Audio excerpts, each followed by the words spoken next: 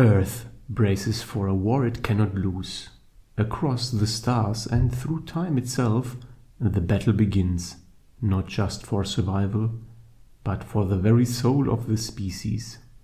Old alliances are tested, new strategies forged, and the cost of failure is beyond imagining. Welcome to Peter F. Hamilton's Salvation Lost.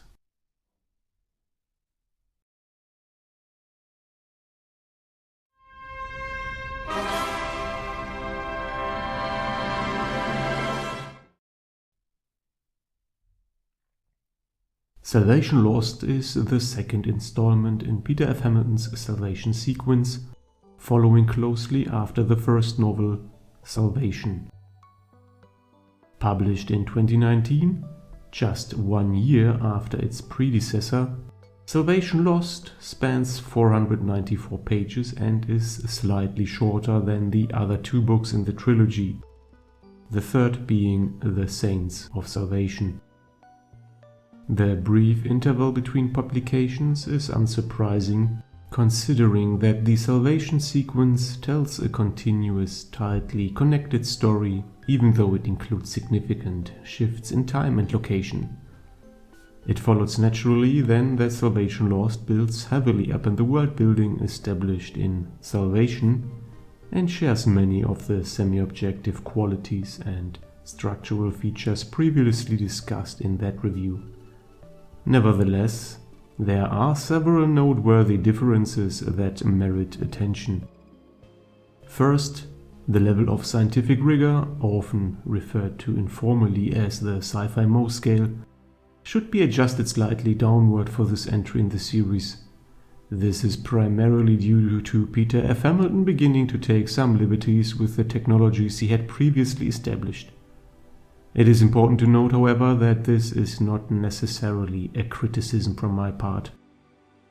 The scale of the narrative universe, as well as the overall size of the cast, remains extensive. In this regard, there is no significant deviation from the first novel. What does stand out, though, is that Salvation Lost introduces a greater number of novel concepts and original ideas. These were somewhat lacking in Salvation, which leaned heavily on Hamilton's established tropes and drew inspiration, at times quite openly so, from other notable works, particularly Dan Simmons' Hyperion and Orson Scott Card's Ender's Game. In terms of critical reception, Salvation Lost does not appear to have been nominated for any major awards. At least I was unable to verify any such recognition. Popular reception, on the other hand, was generally favorable. The novel holds an average rating of 4.3 out of 5 stars, based on thousands of user reviews aggregated from platforms such as Goodreads, Library Thing, and Amazon. At this point, I must issue a general spoiler warning regarding the contents of Salvation, and to a lesser extent, Salvation Lost. Please keep this in mind moving forward. You have been warned.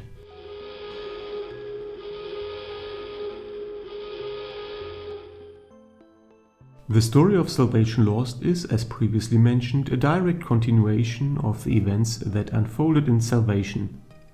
At the conclusion of that novel, humanity discovers that the alien Olaics, initially welcomed as peaceful, if somewhat eccentric, visitors, intend to harvest humans for transport to their god at the end of time. This revelation prompts Earth to begin preparing for war. In Salvation Lost, the Olaics initiate their invasion of Earth, activating sleeper agents and launching large-scale attacks. In response, various human factions struggle to mount a defense, torn between fighting back or fleeing to ensure survival.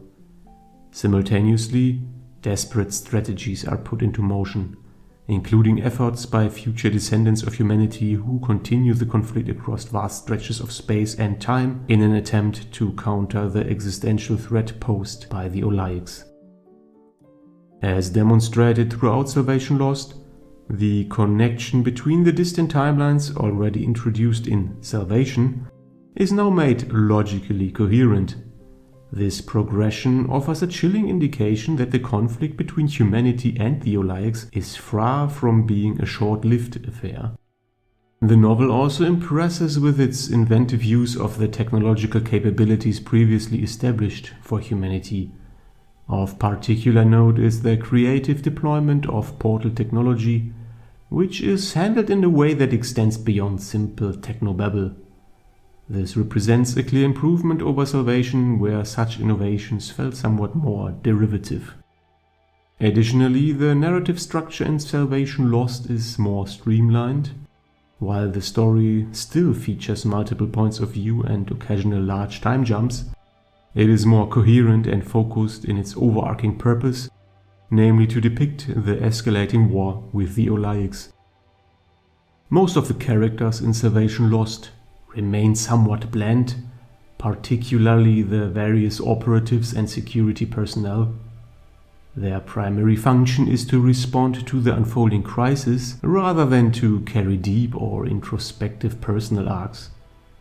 The far future subplot, which follows juveniles being trained for combat missions, does offer more in terms of character development, as one would expect from that type of narrative, but it does not treat any ground that has not been explored and arguably handled better in other science fiction works.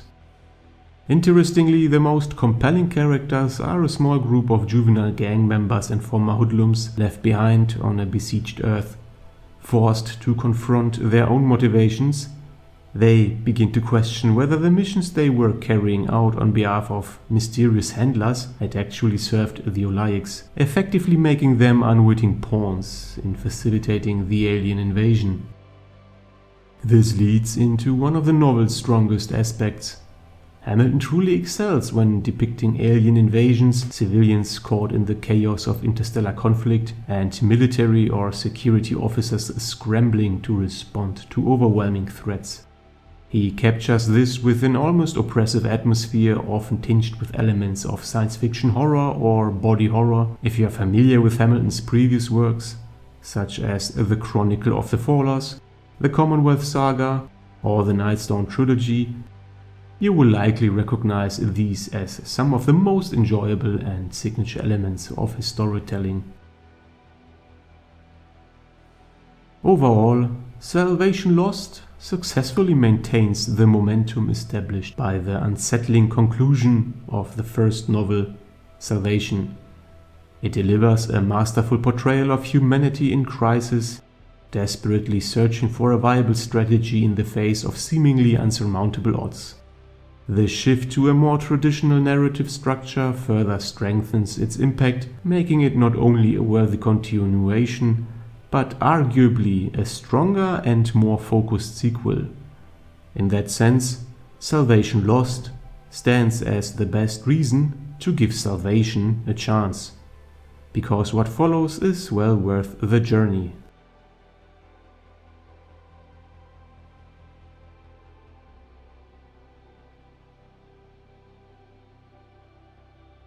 If you liked this video, you may also enjoy the other reviews and content on my channel.